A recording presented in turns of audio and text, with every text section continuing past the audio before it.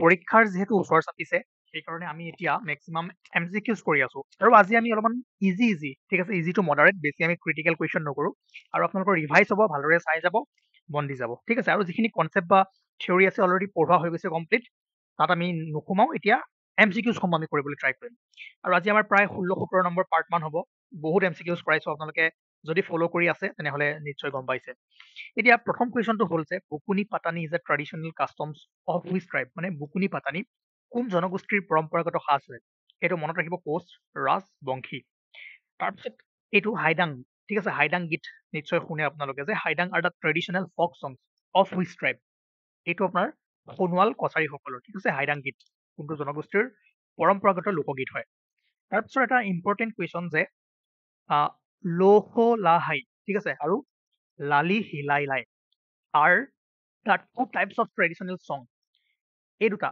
ঠিক আছে কোনটো জনগোষ্ঠীৰ হয় এইটো মনত ৰাখিব তিৱা চাওক যদি ভালদৰে মন কৰে তেনেহ'লে আমি ট্ৰাইবছ যি পঢ়ি আছিলোঁ 2 নম্বৰ ক্লাছটোত আমি অলপমান পঢ়িছিলোঁ তিৱাসকলৰ বিষয়ে তাত মই এই দুটা পইণ্টছ ইনক্লুড কৰিবলৈ পাহৰি গ'লোঁ যে লৌহ লাহাই ঠিক আছে songs of the name giving ceremony okay মানে ৱেডিং হাৰ্ভেষ্টিং এইবিলাকত এই গানটো গোৱা হয় আৰু তেনেকৈ লালি হিলালি লাই songs of a marriage ceremony ঠিক আছে কাৰাম এণ্ড আদাৰ ফেষ্টিভেল গতিকে এই দুটা চং তিৱাসকলৰ চং হয় লগতে এই বস্তুখিনি আপোনালোকক মনত ৰাখিব কৈছিলোঁ যে তিৱাসকলৰ যিবোৰ ফেষ্টিভেলছ আছে ধৰক জংগং চংখং পূজা লক্ষণ পূজা যিটো লক্ষ্মী পূজা হয় ঠিক আছে তেনেকৈ ওৱানচোৱা জোনবিল মেলা আৰু তেওঁলোকৰ যিখিনি কিংডম আছে সেইখিনিৰ বিষয়ে আৰু লগতে হিলছ আৰু প্লেইনছ দুইটা ঠাইতে আমি তিৱাসকলক পাওঁ অ'কে এই জাষ্ট মই এই দুটা পইণ্টৰ কাৰণে শ্লাইডটো আনিছোঁ তাৰপিছত যদি চাই নেক্সট কুৱেশ্যন ইয়াত এটা আছে ইয়াত কৈছে যে Tusu Puja is celebrated by which tribe of Assam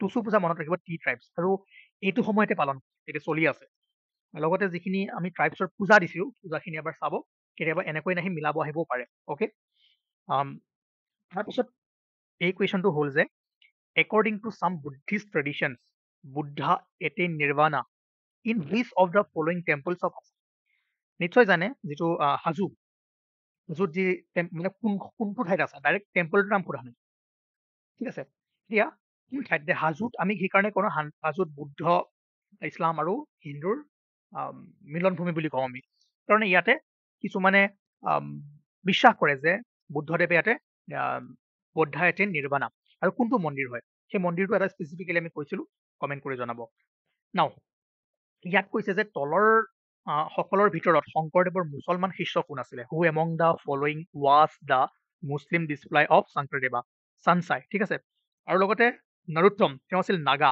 ঠিক আছে যদি সোধে নগা শিষ্য কোন আছিলে তেনেহ'লে নৰোত্তম যদি চাউণ্ডৰ প্ৰব্লেম হৈ আছে মই একচুৱেলি বাহিৰত আছোঁ আউট অফ ষ্টেচন তথাপিও মই কিবা কৰি মিলাই হ'লেও ক্লাছখিনি কৰিবলৈ ট্ৰাই কৰি আছোঁ সেইকাৰণে কণ্টিনিউ কৰিব পৰা নাই যদিও 2 দিনৰ মূৰে এটা আনি আছোঁ ঠিক আছে অলপমান এডজাষ্ট কৰিব তাৰ পাছৰ কুৱেশ্যনটো হ'ল যে উমাচল ৰক ঠিক আছে Umachal rock cave is located in which of the following places of Assam যে উমাচল শিলৰ গুহা নিশ্চয় জানে ক'ত আছে গুৱাহাটী আৰু which festival is related to the birth of Brahmaputra river Brahmaputra নদীৰ জন্মৰ লগত জড়িত কোনটো মানে ফেষ্টিভেল অশোকাষ্টমী আৰু এই ফেষ্টিভেলটো যদি মনত আছে আপোনালোকৰ কোনটো মন্দিৰত ডাঙৰকৈ পতা হয় আমি যেতিয়া হিষ্ট্ৰিকেল প্লেচসমূহ পঢ়ি আছিলোঁ এই পইণ্টটো উল্লেখ কৰা হৈছিল ঠিক আছে এবাৰ চাওক চাই পেলাই কমেণ্ট কৰিব এতিয়া আমি আৰু কিছুমান কুৱেশ্যন কৰোঁ চাওক আজিৰ কুৱেশ্যনবোৰ ইমান টাফ নহয় ইজি কুৱেশ্যন যদি আপোনালোকৰ ইয়াত ক্লিয়াৰ আছে তেনেহ'লে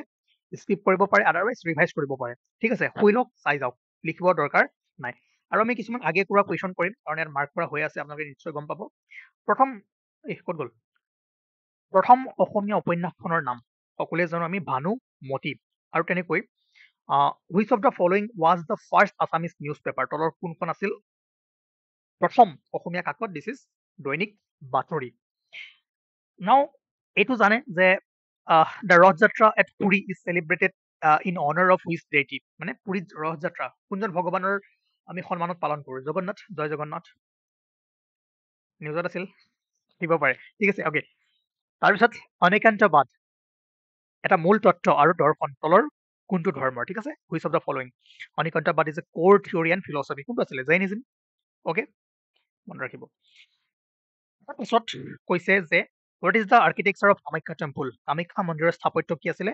এইটো আছিল আপোনাৰ নীলাচল ষ্টাইল, য'ত কামাখ্যা ষ্টাইলত কি আছিল নাগাৰা ষ্টাইল আৰু মোগল ষ্টাইল দুইটাৰে সংমিশ্ৰণ আছিলে। আৰু কামাখ্যাৰ যি কম্বিনেশ্যনৰ নতুন ষ্টাইল তাক আমি নীলাচল ষ্টাইল বুলি কওঁ। অ'কে, তাৰ পাছৰ কুৱেশ্যন যে yes, which temple is known as Khajuraho of Assam? কোনটো আছিলে? মদন কামদেৱ। চাওক একদম ইজি ইজি কুৱেশ্যন, এইখিনি আমি যিহেতু ৰিভাইজ কৰি আছো সেইকাৰণে। কিন্তু আপোনালোকৰ কাম কি, মদন কামদেৱ দেখাৰ লগে লগে এতিয়াই কপিত এটা নোট বনাওক যে ক'ত আছে, কি কি দেৱতা, তাৰ লগত আমি কি থিয়ৰিটো পঢ়িছিলো, গুৱাহাটীৰ পৰা উত্তৰে আছে নে দক্ষিণৰে আছে।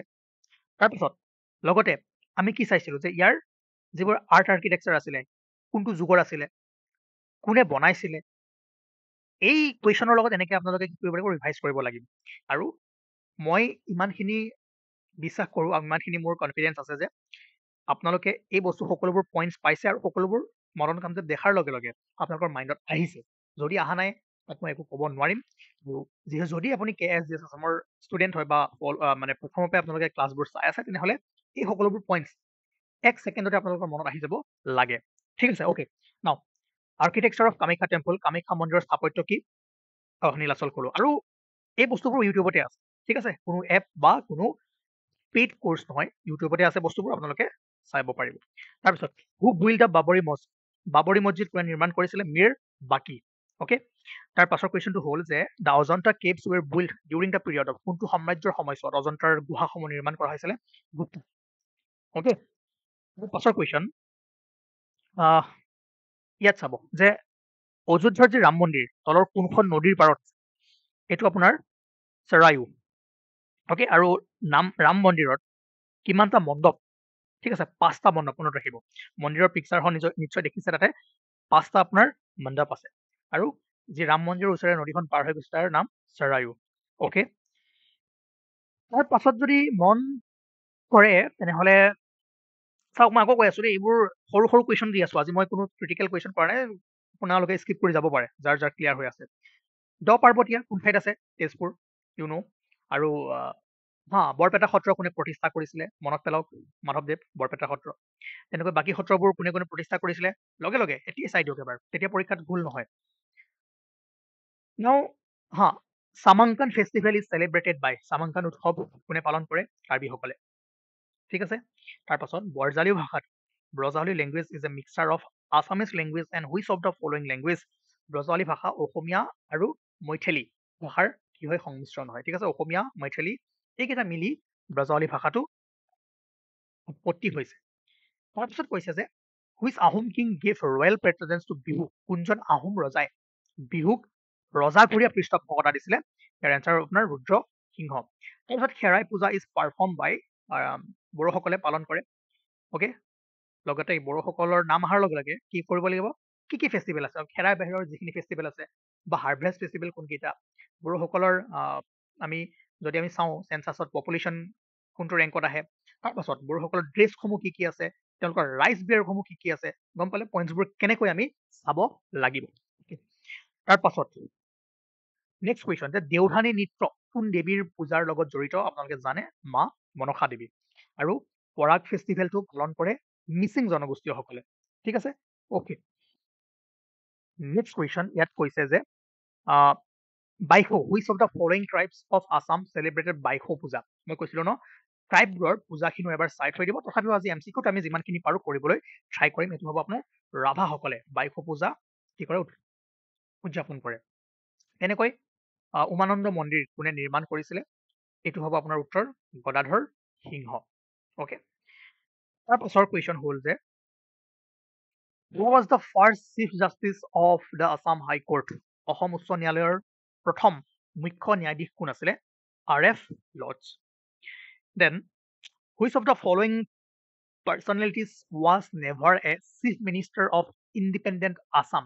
মানে স্বাধীন ভাৰতৰ কোনজন মুখ্যমন্ত্ৰী নাছিলে? চাওক, সকলোৱে জানে ছাৰ মহম্মদ ছাদুল্লাহ, বেছি এক্সপ্লেইন কৰাৰ কোনো দৰকাৰ নাই। কি কেইজন যদি চাই, বিশ্বনাথ মেধি আগতো আছিলে, বাট ইণ্ডিপেণ্ডেন্সৰ পাছতো তেওঁ মুখ্যমন্ত্ৰী আছিলে। নেক্সট কুৱেশ্যন ইয়াত সুধিছে যে when was the Assam legislative assembly from? 7 April 1937, পৰহিনে তাৰ আগদিনাখন ক্লাছত আমি চাইছিলো। লগতে এইটো অহাৰ লগে লগে নোটবুকখন উলিয়াওক, সেই পইণ্টছখিনি আমি আছাম পলিটিত যিখিনি পঢ়িছিলোঁ গোটেইখিনি এতিয়াই চাই দিয়ক, ৰিভাইজ তেনেকৈ কৰিব লাগিব। তাৰপাছত when was Assam separated from the Bengal presidency? 1874. Okay.